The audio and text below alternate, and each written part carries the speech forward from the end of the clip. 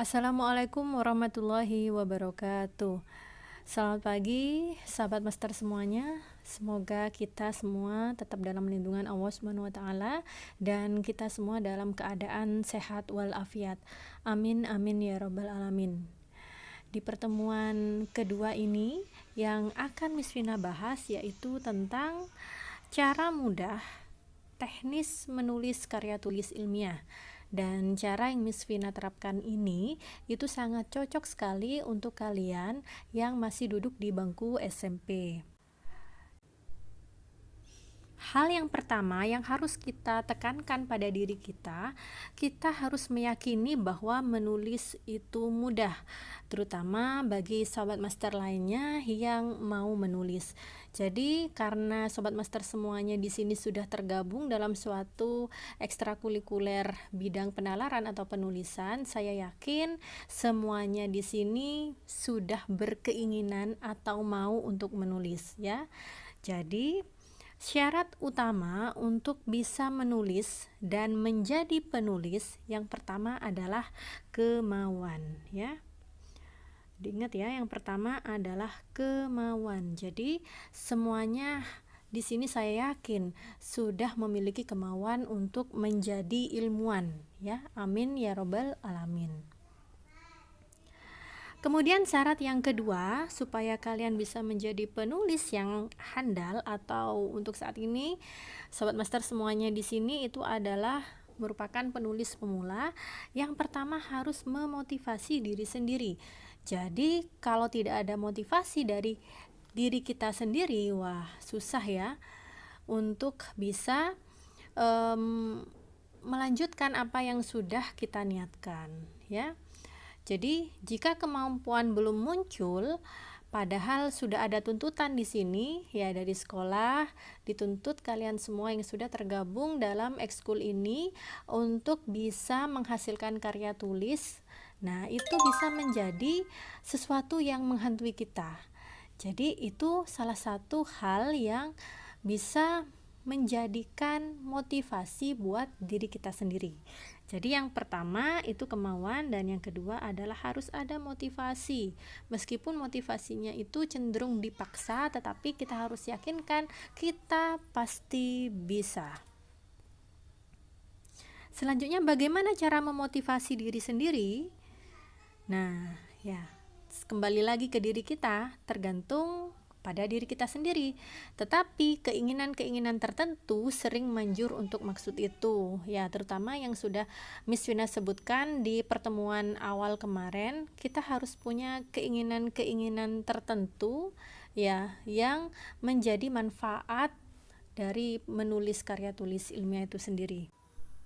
Karena kemarin kita semua sudah tahu kan manfaat dari karya tulis ilmiah itu sangat banyak sekali, terutama untuk kalian yang masih duduk di bangku SMP akan membantu kalian pada saat naik ke tingkat SMA atau bahkan nanti di perguruan tinggi.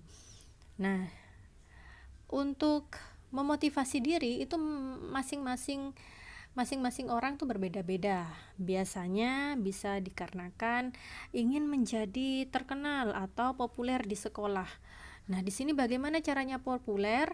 Bisa dengan cara menghasilkan sebuah prestasi yang membanggakan, terutama untuk mengangkat nama baik sekolah. Contohnya bisa menang dalam ajang perlombaan di bidang karya tulis. Nah, yang kedua supaya pendapatnya diketahui orang. Karena dengan menulis, kita nanti bisa memuat hasil karya tulis kita itu, baik itu di majalah sekolah, ataupun di majalah dinding, ataupun nanti bisa dipajang di harian atau di surat kabar tertentu di kota kita. Kemudian bisa juga membuat karya tulis karena ada masalah dan itu belum disentuh orang. Artinya apa? Artinya kita ingin memberikan suatu hal yang baru, yang fresh, yang orang lain belum bisa lakukan, tetapi kita di sini menjadi pioner atau menjadi seseorang yang membahas hal baru di tengah-tengah masyarakat kita. Itu beberapa hal yang bisa memotivasi diri kita dalam menulis. Nah, di sini lazimnya orang memiliki kemauan dan termotivasi karena memiliki pengetahuan dan kemampuan, ya. Jadi, apa syarat yang ketiga? Syarat yang ketiga yaitu adalah pengetahuan dan kemampuan. Ini adalah syarat yang ketiga dan mutlak sepertinya ya yang harus dimiliki oleh seorang penulis. Pengetahuan apa saja yang harus kita miliki? Nanti Miss Vina akan jelaskan. Tetapi jika kita telah memiliki kemampuan atau kemauan dan tetapi jika kita telah memiliki kemauan dan motivasi, pengetahuan dan kemampuan akan lebih mudah untuk dikembangkan. Jadi semuanya itu saling berkaitan atau berhubungan. Nah, di sini pengetahuan dan kemampuan apa saja Miss yang harus kita pelajari? Yang pertama, di sini pengetahuan dan kemampuan yang berkaitan dengan isi tulisan. Isi tulisan apa yang ingin kita bahas atau yang ingin kita uraikan dalam karya tulis. Dan yang kedua yang harus digali lagi pengetahuan dan kemampuannya yaitu tentang tata cara mengungkapkan. Nah, di sini nanti akan Miss Vina jelaskan lebih detail lagi pada pertemuan berikutnya. Dan ada juga kemampuan dalam berbahasa, membahasakan apa yang ingin diungkapkan serta format penulisan. Ini terkait dengan sistematika penulisannya nanti. Jadi pada intinya di sini untuk menjadi seorang penulis atau supaya bisa menghasilkan karya tulis yang bagus, orang harus memiliki kemampuan, motivasi, pengetahuan, dan kemampuan. Ini adalah 4 syarat mutlak untuk menjadi seorang penulis. Ya, kita lanjutkan, kita gali lebih dalam lagi tentang pengetahuan dan kemampuan.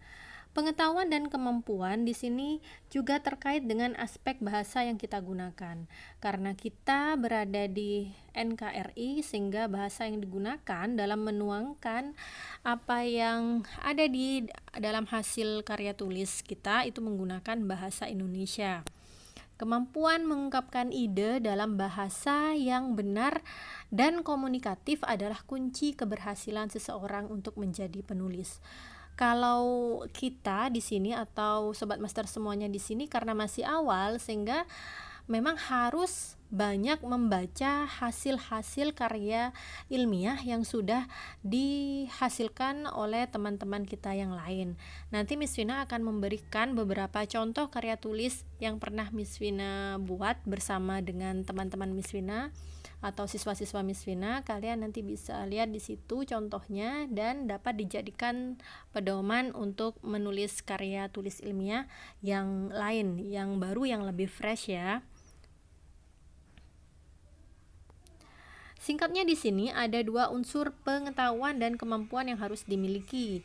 Yang pertama dari sisi isinya dan yang kedua adalah bentuknya. Terkait dengan bentuk ini setiap lembaga ataupun setiap ajang perlombaan memiliki format yang berbeda-beda. Jadi tidak selalu sama. Misalkan kita ingin mengikut sertakan karya tulis kita di dalam suatu perlombaan, makanya bentuknya ini harus disesuaikan supaya tidak melenceng dari apa yang sudah ditetapkan. Tulisan dengan bahasa yang benar jika isi tidak meyakinkan, orang akan malas membaca karena tidak memberi nilai tambah.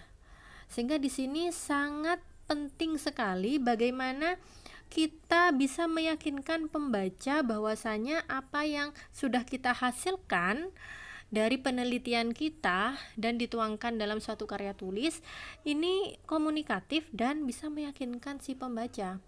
Jadi meskipun data yang sudah kita hasilkan benar, namun tidak meyakinkan si pembaca, maka pembaca akan malas untuk melanjutkan proses pembacanya atau bahkan tidak yakin dengan hasil dari penelitian yang sudah dilakukan.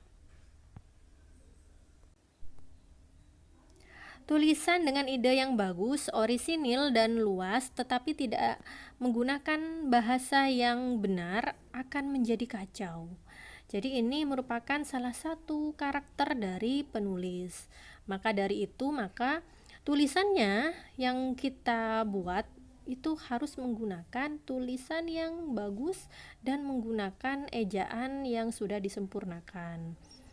Nah, bagaimana caranya supaya kita terlatih atau bisa menulis dengan bahasa yang benar? Yang pertama kita harus berlatih ya, dan juga membaca hasil-hasil penelitian yang sudah dihasilkan oleh peneliti yang lain. Selanjutnya tentang kendala menulis. Nah, biasanya khususnya untuk teman-teman yang baru memulai menulis seperti sobat master sekalian, ini mengalami berbagai macam kendala, terutama pada saat ingin memulai untuk menulis. Mengapa kita sulit menghasilkan karya tulis? Nah, ada beberapa kendala. Yang pertama itu bisa terkait dengan kendala psikologis, ada kendala kemampuan, dan yang terakhir ada kendala ekonomis. Nah, untuk yang pertama tadi adalah kendala psikologis. Jadi merasa tidak bisa, ini harus kita buang jauh-jauh. Ya, kita belum tentu tidak bisa. Kita semua pasti bisa, asalkan kita mau berusaha.